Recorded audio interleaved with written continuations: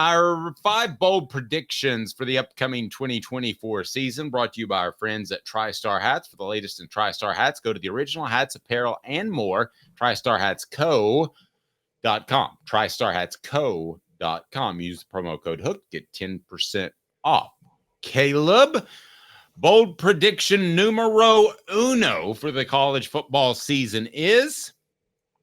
The only at-large college football playoff teams, and there are 7 of them, 7 of the 12 are at-large, they will all come from the SEC and the Big Ten. Meaning every other conference will only have 1 team in the playoff. Hey now. No, I hit the wrong button. That's crazy. They're not going to do that. Yes, they will. I think they should, but they're not going to do that. They're going to have 2 Big 12 teams in there. I don't know they'll have 2 ACC. I don't know. But listen, I don't believe in their integrity of putting the 12 best teams in. I believe that they're going to make decisions based off politics. And by the way, I've looked at the committee for the college football playoff, and there's only 2 people with SEC ties. So I think this could be biased the other way. In other words, if we make the argument that the SEC should get 5 teams in and it's close, I think they'll get 4. If it's wait 4, a minute. I think they'll get 3. I think the Big 12 will get 2. No, I think you actually have a stronger case for the ACC because of Florida State and Clemson. Dave, I think you're forgetting the realignment. Name who you think the best team in the Big 12 is this year. I mean, I'm not forgetting the realignment. I think they'll Kansas State, Oklahoma State, Utah, Colorado, Arizona. You think they'll find 2 in that group? No. Now your best argument. I hope I'm wrong. Your best argument is that Notre Dame gets an at-large bid, and then this doesn't actually come into fruition. But okay. I think you and I both think Notre Dame may actually have some trouble this year. Notre Dame's trending down. I mean, they hired a players coach. I've got some pretty good sources up there. That's not going to go well for them this year, and it's going to go worse this year, and they're going to be looking for a coach in 2026. All right. What's another bold prediction? So next one, you just brought it. Coach. You just brought it up, and I'm going to say it. You're wrong. 5 SEC teams are going to make the college football playoff. 5.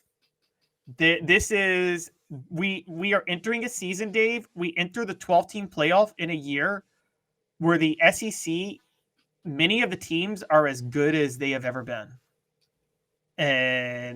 Or even if they're trending down, they're still really good and not trending down enough to fall out of the playoff. So 5 SEC teams are making the college football playoff. That's crazy. All right. And I'm not saying you shouldn't be right. I'm not saying they won't be that of the 12 best teams at the end of the year, 5 won't be SEC teams. However, Caleb, too many politics at play. I've heard the number 5, not just from you. I think Andy Staples mentioned it when we spoke to him in Dallas. But Caleb, I'm not buying it. I'm not buying 5 till I see 5. I mean, to have almost half of the playoff from one conference, I just don't think the college football playoff committee will do that. I hope you're right. You should be right, but I don't think it'll happen. But Dave, I think you're, all due respect, I think you're forgetting that it's no longer 2003, 2004. Do you really think there's bias against the SEC anymore? They are too valuable of a commodity. You said it yourself. It's a TV show. Who's going to draw the ratings? The SEC teams. I think if it's close, the SEC team will get the nod more often than not. Look at last year. Alabama got the nod over Florida State. They should have, despite 8 of the 12 committee members being from the ACC. It's a great point. I hope you're right. What's your next bold prediction? All right, my next one, number 3. There will be one conference that has multiple teams finish undefeated. Because of the stupid realignment, you have 16, 17, and 18-team conferences now where teams are only playing 8 conference games. So the ACC has a 17-team conference with 8 conference games and no divisions. So you mean undefeated within conference? No, undefeated.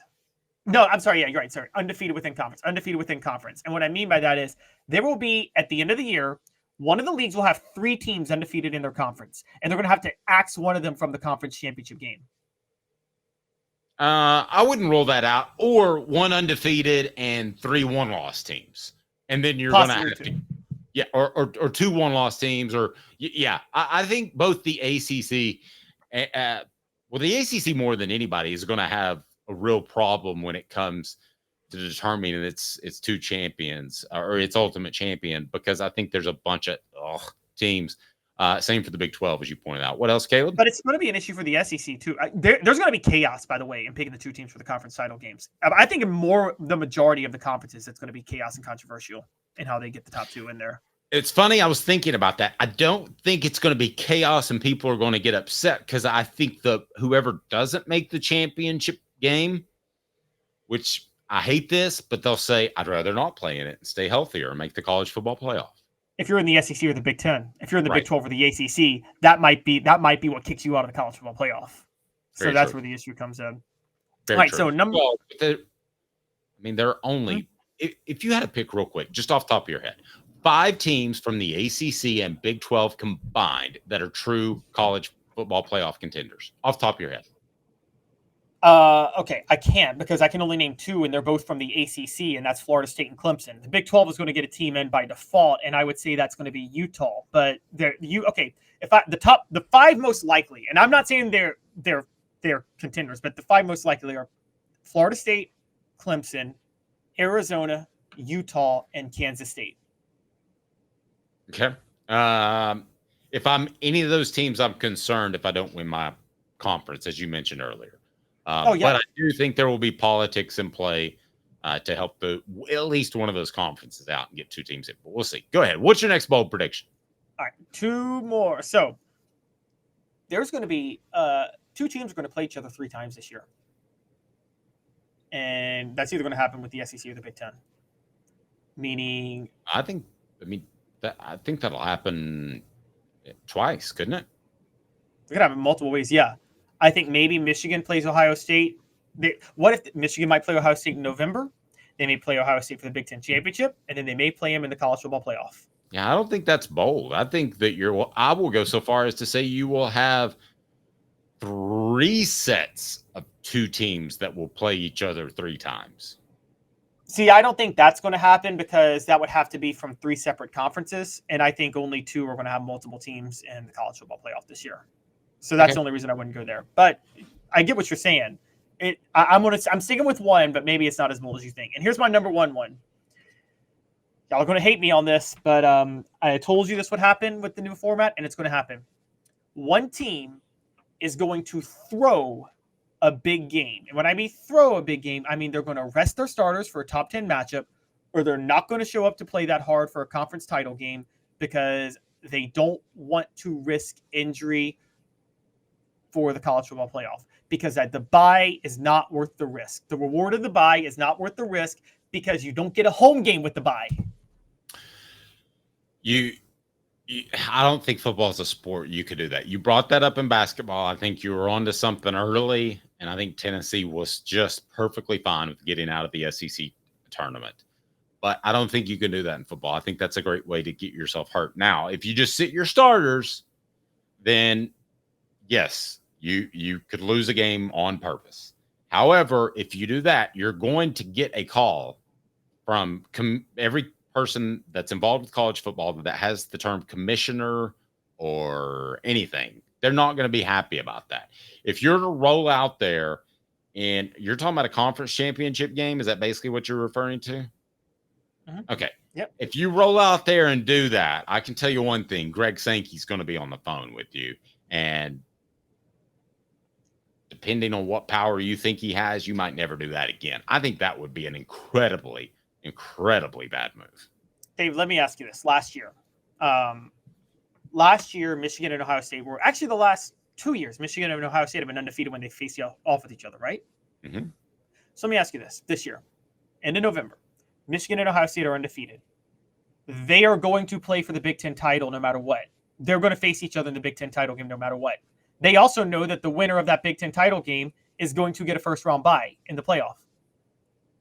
The game, neither side's going to care about it. It's not going to have any bearing on the season whatsoever. So that is the situation you've set up. What happens then? What do you do? If you're Ryan Day or if you're Sherrod Moore and you're both undefeated and you know that you're about to have a rematch in the Big Ten title game, and that rematch will be for the first round bye in the college football playoff. Why try to win or play your starters at all for that regular season game?